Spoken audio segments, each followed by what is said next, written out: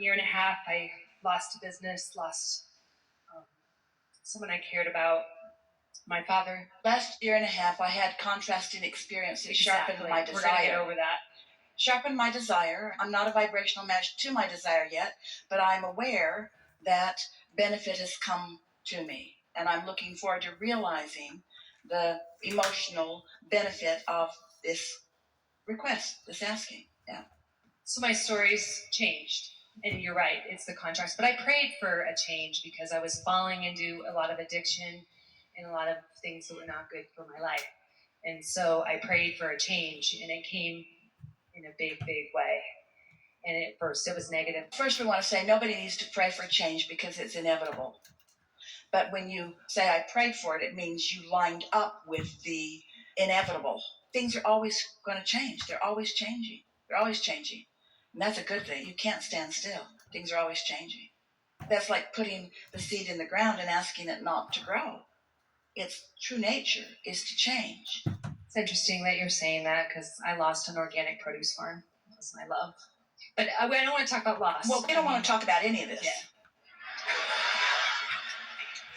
Because all it does is practice a vibration that doesn't serve you. Right. But we do want to say to you that we are visiting with two people in the same seminar who were experiencing what they thought was profound loss.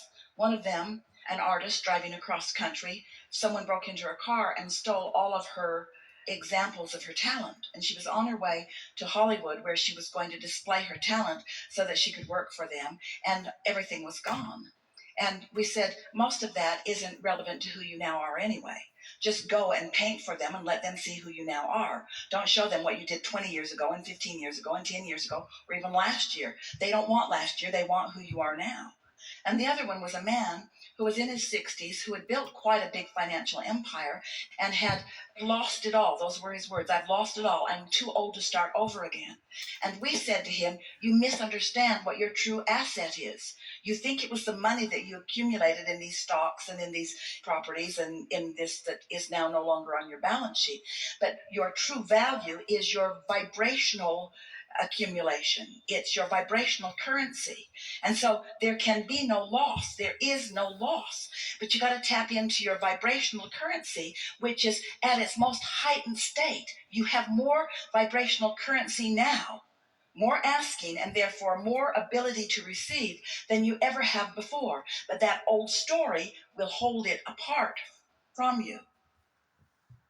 This story, which is the accurate story of the way the laws of the universe work and the way they apply to you, this story will free you to the realization of all kinds of new abundance.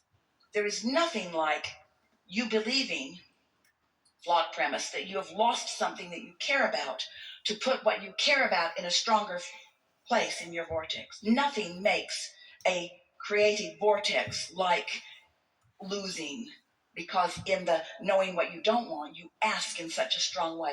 And you don't know it yet, but when you ask, it is given every time. So all that heartache and all that consternation and all that discord and all that discomfort has created something for you, the likes of which you have never seen. And there's a part of you that knows that. That's why you're saying, I prayed for it. I really wanted it. When you didn't really want it, you didn't even know you wanted it, but your inner being knew that you wanted it, and you got it, and now it's there. And that's the story that you want to start telling. Don't talk about that old story anymore. It'll just hold you in a place you don't want to be. When you didn't really want it, you didn't even know you wanted it, but your inner being knew that you wanted it, and you got it, and now it's there. And that's the story that you want to start telling. Don't talk about that old story anymore. It'll just hold you in a place you don't want to be. It's hard not to tell the old story when it's the only story you've got. Kind of like, hi. Who are you? Can't talk about it. Eventually I will, but right now all I'll do is shoot myself in the foot if I tell you how I got here. I'd just like to say to you, here is a really good place, and it's going to get better. Oh, well, that's boring. I know. That's why I'm tempted to tell you. I know I shouldn't, but I lost my organic farm. Oh.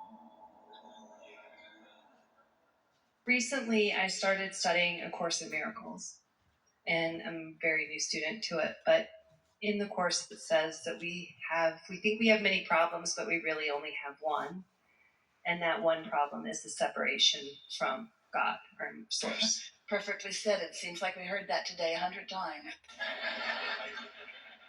And there's really only two things: love and fear. Ego, fear, love. Wait, Source. more? Tell us more. So, Only two things. What are they? fear and love. Ego, love. Well, let's call it alignment or not. Right. And in really practical terms, let's call it satisfied and less satisfied. Because if you put yourself in a position where you feel fear and someone says there's only two things and you should choose love instead of fear, you're in deep doo-doo. Because you cannot find anything close to love when you're in fear. It's too big of a jump. But you could feel something a little less than fear.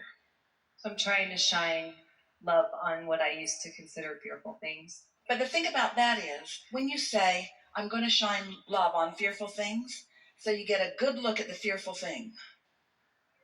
And now you got no access to love. Are you guys looking at this fearful thing? Yeah, we are, but you can't feel it. Shining love on fearful things, those are words, blah, blah, blah. They are words. They don't mean anything. You can't get there from there. You cannot shine love on fearful things. You can shine love on hopeful things, and you can shine hope on frustrating things, and you can shine frustration on angry things, and you can shine anger on resentful things, and you can shine resentment on fearful things. But you can't shine love on fearful things because the gap is too big. That's like setting your radio dial on 106 AM and expecting to hear what's being broadcast on 97.7 FM. The frequencies have to line up better than that, you see. What we hear you saying is, I want to feel good, and when I don't, I try to feel better anyway. But just give yourself a break. Don't ask yourself to take great big steps. Nobody can. Law of attraction won't let you. And law of attraction is your friend. Doesn't sound that friendly, does it? Law of attraction is your friend. It's your friend because it's consistent. And it's your friend because it will always bring you evidence of how you're vibrating. And if you don't know what your vibrational offering is, then you can't do anything about it. The good news is that when you go to sleep at night, that momentum stops. And when you wake up in the morning, you have a very high probability of being able to shine love. Not on fear. You can shine love. Ha! I'm awake and I'm shining love. Let me find some fear to shine it on. Where'd the love go? Where'd the love go? The love went away. But wait. All right, tomorrow morning, I'm going to find love and I'm going to shine it on fear. I found love. Where's that fear? There it is. Where'd the love go? You can't have it both ways. You're so right. Helpful, isn't it? It is. We know you get this. I do. We also know that you're not so different from many. You've heard a lot of words that have resonated when you heard them. Like today, a lot of you have heard a lot of things that you really resonate with. And so you know it. You really know it. And the reason you know it right now is because you're tuned in, tapped in, turned on. You've been patient and willing to listen to us for all this time. And we've been offering not just words, but a vibrational frequency that is reaching you right where you are. And so when you're right there and then you hear these words, you know it. But if you were to repeat a lot of what you've heard now from a place of discouragement on another day, the words just don't matter. It isn't the words that make the difference. It's the emotion that makes the difference, because the emotion tells you the true vibration that you've got going on. And it just gets better and better for you. Don't feel any self-blame or blame to someone else. Don't beat up on yourself about how long it took you to get here or how far you think you've got to go. It's all so good. Your inner being is so happy about where you are. And now with this new knowing, it's going to be not just easier, but way more fun.